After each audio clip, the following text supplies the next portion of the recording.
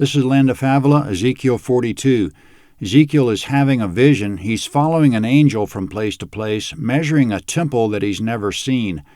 The angel hasn't told him when or if this temple will be built, but why would the angel describe it if it won't be built?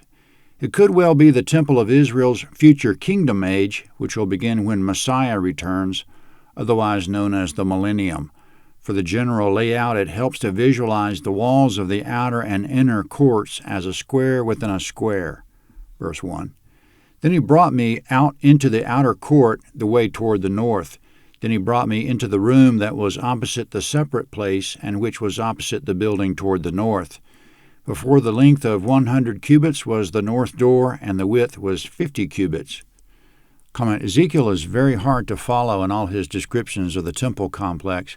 We had help in the last chapter deciphering his descriptions of the temple proper by knowing the layout of Solomon's temple, but on the other structures it's just between us and Ezekiel with no documentation otherwise to lean on, which makes it difficult. In verses 1 and 2, the angel brought Ezekiel into the north part of the outer court, then into a chamber somewhere north of the temple. The best we can do is get some idea about all this and not expect to form a full image in our minds. Verse 3. Opposite the 20 cubits which belonged to the inner court, and opposite the pavement which belonged to the outer court, was gallery against gallery in the third floor. Before the rooms was a walk of 10 cubits width inward, a way of 1 cubit, and their doors were toward the north. Comment: a gallery in verse 3 is a covered walkway. There were galleries running east and west. Along the gallery there was a row of rooms, and on the other side of the rooms an open walkway. It was the same on the second and third stories. In verse 4, the 1 cubit could also be translated 100 cubits because of variations in the source text. 100 cubits is the length of the open walkway. 1 cubit for the walkway makes no sense. Verse 5. Now the upper rooms were shorter, for the galleries took away from these more than from the lower and the middle in the building, for they were in 3 stories, and they didn't have pillars as the pillars of the courts. Therefore the uppermost was set back more than the lowest and the middle from the ground. The wall that was outside by the side of the rooms toward the outer court before the rooms, its length was 50 cubits, for the length of the rooms that were in the outer court was 50 cubits. Behold, before the temple were 100 cubits. From under these rooms was the entry on the east side, as one goes into them from the outer court. Comment: in verse 5, the third level gallery was wider than the galleries on the first and second levels. This made the rooms of the third level narrower. In verse 6, the difference has something to do with the pillars. In verses 7 and 8, regarding the wall that separated the galleries from the rooms, it was 87.5 feet. Along the east side, facing the front of the temple, there was a similar arrangement of galleries and rooms running 175 feet. So the rows of rooms on the east were twice as long as on the north. In verse 9, the access to the galleries and rooms was on the east, which would be the northeast corner. All of these structures were completely within the inner court, it seems, because of what's coming later. Verse 10. In the thickness of the wall of the court toward the east, before the separate place and before the building, there were rooms. Comment: translations of verse 10 vary. Your narrator's impression is that the south side had galleries and rooms like the north and east, all within the inner court. We're starting to understand what Ezekiel meant at the beginning of this vision when he said he was on a mountain, and to the south he could see a city on the mountain. The temple complex is a little city.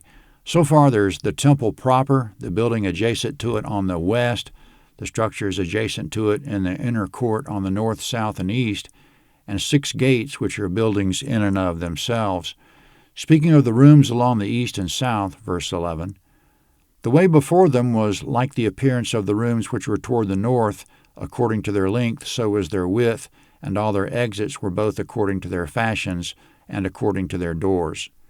Comment: in verse 11, the layouts of the rooms, galleries, and open walkways were all the same, except shorter on the north and south, and of course the orientation was different, so that the rooms on the north opened north, and on the south to the south, and on the east to the east, and so that all the galleries faced the temple. Verse 12.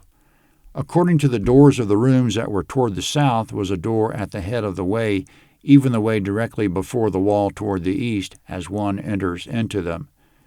Comment in verse 12, the access to the rooms on the south was on the east, facing the east wall, seemingly the east wall of the inner courtyard. Verse 13. Then he said to me, the north rooms and the south rooms, which are before the separate place, are the holy rooms, where the priests who are near to Yahweh shall eat the most holy things. There they shall lay the most holy things, with the meal offering, the sin offering, and the trespass offering, for the place is holy. When the priests enter in, then they shall not go out of the holy place into the outer court, but they shall lay their garments in which they minister there, for they are holy. Then they shall put on other garments, and shall approach that which is for the people. Comment in verse 13, Ezekiel's tour guide, who again looked like a man of brass and who's been doing all the measuring, said to Ezekiel, the rooms on the north and south are holy. They're for the priests to eat the most holy offerings. The most holy offerings are explained in Leviticus. They're the specific types of sacrifices called meal, sin, and guilt offerings. The priests were strictly obligated to eat them, Leviticus 10:12-18. It was a picture of Jesus taking on our sin. This very holy activity must have been confined to the inner court, which is a major clue about the location of all these structures just described. In verse 14, the man of brass said, when the priests enter in, meaning when they enter the inner court or temple proper, they shall not proceed from there to the outer court without first laying aside their holy garments and putting on other garments. Verse 15. Now when he had finished measuring the inner house, he brought me out by the way of the gate which faces toward the east, and measured it all around. Comment in verse 15, the angel took Ezekiel through the east gate of the outer court, and then verse 16. He measured on the east side with the measuring reed 500 reeds with the measuring reed all around. He measured on the north side 500 reeds with the measuring reed all around. He measured on the south side 500 reeds with the measuring reed. He turned about to the west side and measured 500 reeds with the measuring reed. He measured it on the four sides. It had a wall around it, the length 500 and the width 500, to make a separation between that which was holy and that which was common. Comment, the inner court was 175 by 175 feet, chapter 40, verse 7. The outer court isn't clearly stated, but it's inferred to be about 350 by 350 feet. Now in verses 16 to 20, all around those, there was another wall much longer than the others that ran 500 reeds per side on the east, west, north, and south, which is 5,250 feet per side, just barely shy of a mile on each side.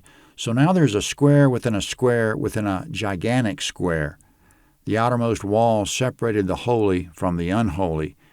Is the outermost wall a gated community of the millennium for the holy? Ezekiel 43 is next.